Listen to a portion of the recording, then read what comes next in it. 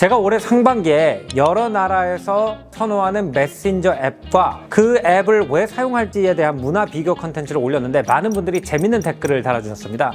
쭉 읽으면서 생각을 해보니까 우리가 지금 살고 있는 2023년이 대략 소셜미디어와 메신저 어플을 이용해서 사람들이 소통을 하기 시작한 지 20주년이 되더라고요. 제가 10년 전에 본 TV 프로그램이 생각이 나요. 2010년을 맞아서 한 프로그램인데 2000년대부터 2010년 사이에 있었던 일 중에 가장 인류를 획기적으로 바꾼 일이 뭐가 있을까 쭉 리뷰를 하는 영상이었어요. 2003년 스카이프 런칭, 2004년 페이스북 런칭, 2006년 트위터 런칭, 2007년 아이폰 런칭. 스마트폰이 없었던 시절이 가물가물한데 이게 기껏 4, 5년밖에 안 됐다고 생각을 하면서 깜짝 놀랐던 기억이 있어요. 근데 그 영상이 지금 기점으로 보면은 벌써 12년 전이네요. 제가 나이가 이제 42이다 보니까 우리 세대가 소셜미디어와 메신저 앱을 통해서 사람들이 소통하기 이전 시대와 그 이후 시대를 비교하기 가장 좋은 위치에 있는 것 같아요. 40년 중에 20년은 스마트폰과 어플 없이 살았고 20년은 스마트폰과 어플을 통해서 소통을 하고 일을 하면서 살았으니까, 그래서 오늘 소셜미디어로 소통을 하는 시대의 장점과 단점을 한번 제대로 비교해보는 영상을 만들어 볼까 합니다. 소셜미디어와 메신저 앱 시대가 오면서 가장 좋은 장점은 연락이 끊기지 않는 사회가 됐다. 젊은 세대한테 연락이 끊긴다라는 문장 자체가 굉장히 생소한 문장일 수 있지만 옛날 영화를 보면은 연락이 끊기는 고통에 대한 영화가 대부분이에요. 전쟁에 나간 용사가 간신히 생존해가지고 돌아왔는데 집에 아무도 없어요. 연애 영화에서도 서로 어디서 만나자라고 쪽지를 주고받았는데 한쪽은 3시에 와서 기다렸다 집에 가고 한쪽은 5시에 왔다가 상대편이 없었다. 그러면은 요즘 생각으로는 왜 카톡을 안 보냈어? 라고 하지만 소셜미디어나 메신저 앱이 없던 시대에는 그 사람을 찾을 수 있는 길이 없었던 거죠. 저는 카톡을 처음 깔았을 때 핸드폰에 여러 사람의 번호가 저장돼 있잖아요. 근데 그건 그냥 번호일 뿐이에요. 근데 카톡을 동기화를 딱 시키니까 그 번호를 자동으로 불러내서 번호를 가지고 있는 사람의 사진과 그 사람이 지금 뭐 하고 있는지 상태 표시까지 뜨는 거예요. 얘 결혼했네? 취업했네? 대학교 졸업했네? 와, 마치 TV는 사랑을 싣고 방송을 수백 명과 한꺼번에 하고 있는 것 같은 느낌을 처음에는 모든 사람들이 느꼈단 말이죠. 제가 생각할 때 SNS와 메신저 앱의 가장 큰 기능은 인간이 맺을 수 있는 관계의 양을 엄청 높여줬다는 것 같아요. 흔히 인류학자들이 덤벌스 넘버라고 부르는 게 있죠. 한 인간이 유지할 수 있는 인간관계가 150명 정도라는 거예요. 친한 사람들은.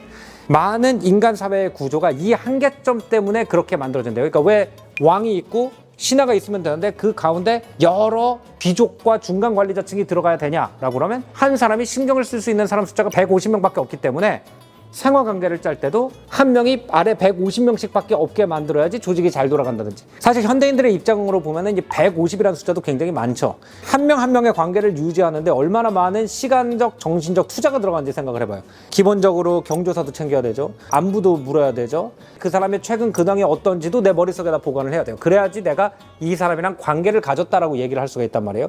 그럼 어떻게 인간이 어플과 테크놀로지를 통해서 이 덤벌스 넘버를 초월할 수 있었는지를 보면은 크게 두 가지가 있는 것 같아요. 하나는 일대 다 소통이 가능했다. 예를 들어서 오프라인 시대에는 대표적으로 내가 이사를 갔는데 어디로 이사 갔는지 안 알려주면은 연락 끊기는 거거든요. 그렇기 때문에 내가 일일이 전화를 해서 알려줘야 돼요.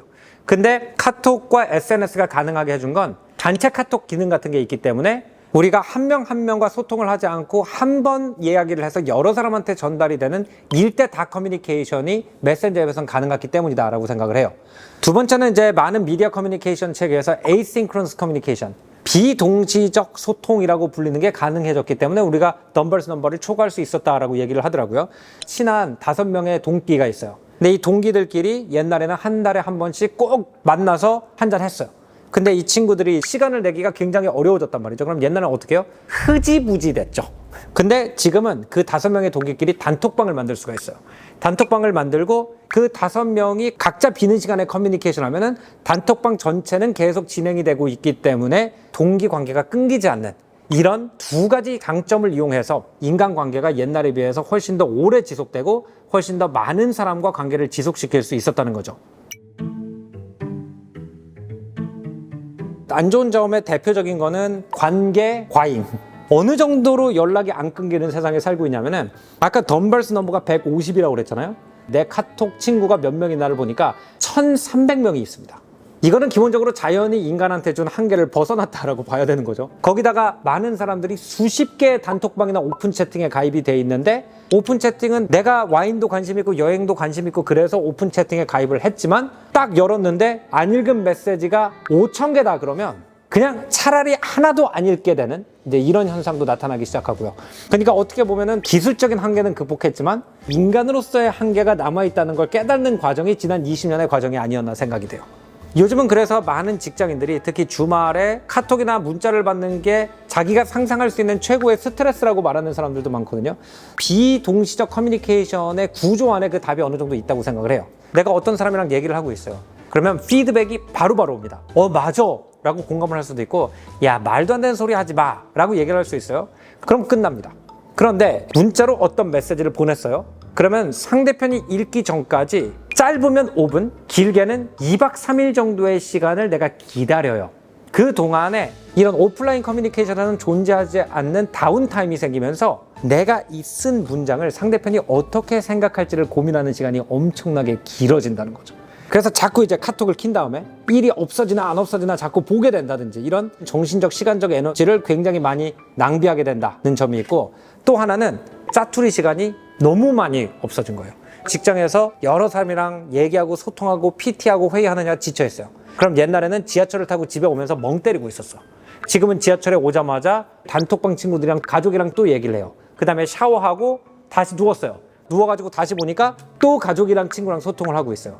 물론 많은 사람들과 연락이 끊기지 않은 건 좋은 일이지만 인간은 원래 혼자 있는 시간이 필요한데, 옛날에는 퇴근을 하고 집에 와가지고 문을 닫으면 혼자 있었단 말이에요. 근데 지금은 문을 닫으면은 핸드폰이 내 방에 있는 한 1,300명의 친구가 내 방에 따라 들어와 있단 말이에요. 그걸 갖다가 머릿속으로 비주얼라이즈를 하면은 이렇게 에이싱크로너스 커뮤니케이션을 통해서 너무 많은 사람과 관계를 유지하다 보니까 한 일에 집중을 할 수 있는 시간이 굉장히 짧아졌다는 거예요. 계속 누군가가 말을 걸고 있으니까.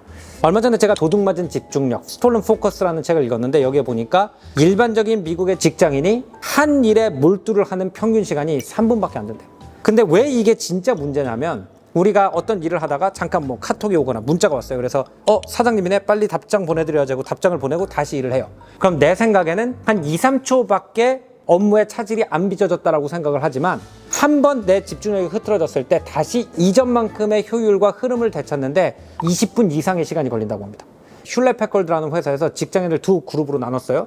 한 그룹은 문자나 이메일을 답변하지 않고 IQ 테스트를 풀라고 그랬대요. 그리고 한 그룹은 중간에 문자를 답변하면서 IQ 테스트를 풀라고 그랬는데, 그 결과 문자 메시지를 받은 그룹의 IQ가 10점 더 낮게 나왔다 라고 그 책에 나와 있어요. 근데 우리가 IQ 10점? 그거 그렇게 대단한 거야? 라고 생각을 하는데, 사람이 마약을 했을 때 IQ가 5점 정도 내려간대요. 어떤 CEO가 회사에 대해서 중대한 결정을 내려야 되는 순간에 계속 문자 메시지를 보고 있는 게 마약을 한 거에 2배의 영향이 있는데도 우리는 그건 당연하다고 생각을 한다는 거죠.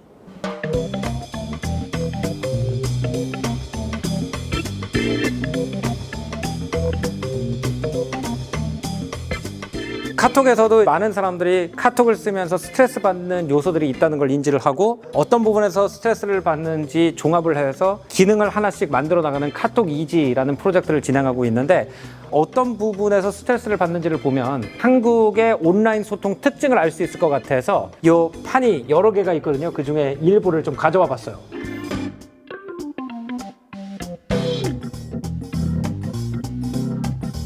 청첩장 스미싱.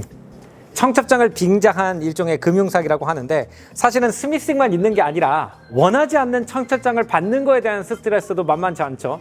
우리나라는 청첩장을 받으면 축의금이라는 금전적 지출로 이어지기 때문에 한 15년 동안 연락하지 않았던, 옛날에 그닥 친하지 않았던 동기가 갑자기 엄청 친한 척하면서 단체 메시지를 단톡방에 올릴 때, 보이스피싱이라든지 위험을 미리 알 권리, 이런 것과도 관계가 있는 것 같은데, 요즘은 그래서 내가 모르는 번호, 특히 외국 번호에서 수상한 문자가 오면은 카톡방 위에 톡 사이렌이라고 사이렌이 뜨더라고요. 그리고 알림 스트레스를 좀 줄여줬으면 좋겠다는 것도 있고, 내가 원할 때만 소통했으면 좋겠다.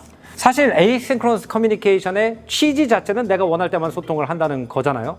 근데 이게 내가 카톡에 즉각 대답을 하지 않으면 업무에 태만하거나 클라이언트가 카톡을 보내는데 바로 대답을 안 하면 그 사람한테 관심이나 정성을 보이지 않는 것처럼 여겨지는 것 때문에 스트레스를 받는 것도 있는 것 같아요. 특히 단톡방 같은 경우에는 알림 자체를 꺼놓을 수가 있죠. 그리고 조용한 채팅방이라고 해서 집중하고 있다가 내일이 끝나면 가가지고 한꺼번에 확인할 수 있는 이런 기능도 많이 추가가 되고 있다고 해요. 이런 스트레스가 있다 보니까 많은 사람들이 카톡방에서 나가고 싶은 방들이 많은데 문제가 뭐냐? 카톡에서 나가면 누군누군님이 방에서 나갔습니다 라고 떠요. 회식 자리에서 내가 중간에 빠져야 돼요.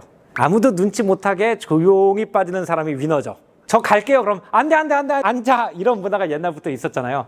눈치 보지 않고 나가기 위해서 옛날부터 굉장히 많은 사람들이 있었으면 좋겠다라고 했던 기능이 단톡방 조용히 나가기 기능, 드디어 생겼다고 합니다. 카톡방 실수에 관련된 얘기가 있는데, 친구들 사이에는 욕설도 어느 정도는 조금 더 자유롭고 이런 말버릇들이 누구나 있죠. 근데 그 말버릇으로 어디다가 딱 올렸는데 그게 직장 상사가 들어가 있는 우리 부서 단톡방이었다. 이런 실수가 아마 여기서 말하는 실수 같아요. 잘못 카톡이 가면 안 되는 방을 지정을 해놓으면 한 번 클릭하면 바로 가는 게 아니라 2번 클릭해야 카톡이 가는 기능이 있더라고요.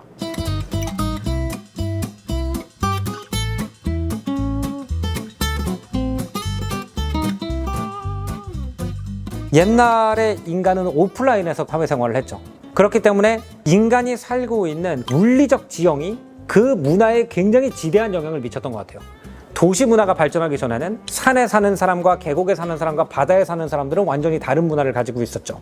그리고 도시가 발달한 다음에는 뉴욕이나 파리처럼 좁고 걸어다니는 도시에 사는 사람과 로스앤젤레스나 서울처럼 큰 길이 있고 동네가 좀 퍼져 있는 이런 도시에 사는 사람들도 굉장히 다른 문화를 가지고 있었던 것 같아요. 그래서 도시 계획이 중요했고 건축이 중요했고, 이 건축과 도시 계획은 사람들의 삶의 질과 사회의 퀄리티를 결정짓는다고 할 수 있을 정도로 중요한 일이었는데, 지금 사람들은 오프라인 공간에서 보내는 시간보다 온라인 공간에서 더 많은 시간을 보낸단 말이에요. 그러다 보면 이 온라인 공간이 어떻게 디자인되어 있는지, 어떤 기능들이 있는지, 이런 거에 따라서 내 삶의 질, 그리고 우리 사회의 모습이 엄청나게 달라질 수 있다는 생각이 들어요. 걸을 수 있는 산책로도 있고 공원도 있고 이런 도시에 살면 삶의 질이 올라가고 살기 좋은 곳이 되는 것처럼 온라인 공간에서도 꽃도 심고 정원도 가꾸고 산책로도 만드는 그런 작업이 필요하다고 생각을 하고요. 제가 얼마 전에 인터넷의 발전과 삶의 질에 관련된 책을 쓴 영국 작가분이랑 화상통화를 했는데, 인류가 인터넷 또는 모바일을 통해서 커뮤니케이션을 시작한 게 만일이 안 됐대요. 인터넷이 인류에 어떤 영향을 미칠지 지금 우리가 알아가고 있는 중이다. 그래서 오늘 얘기한 카톡 이지 프로젝트처럼 많은 사람들이 의견을 내서 우리가 원하는 온라인 공간의 모습이 어떤지에 대한 의견을 나누고 많은 사람들이 온라인 공간에서도 즐겁게 소통을 할 수 있는 노력이 진행된다는 것은 굉장히 좋은 것 같습니다. 오늘 조승현의 탐구생활은 여기서 마무리하고요. 다음번엔 더 재밌는 문화 역사 이야기로 여러분 찾아뵙겠습니다. 안녕히 계십시오.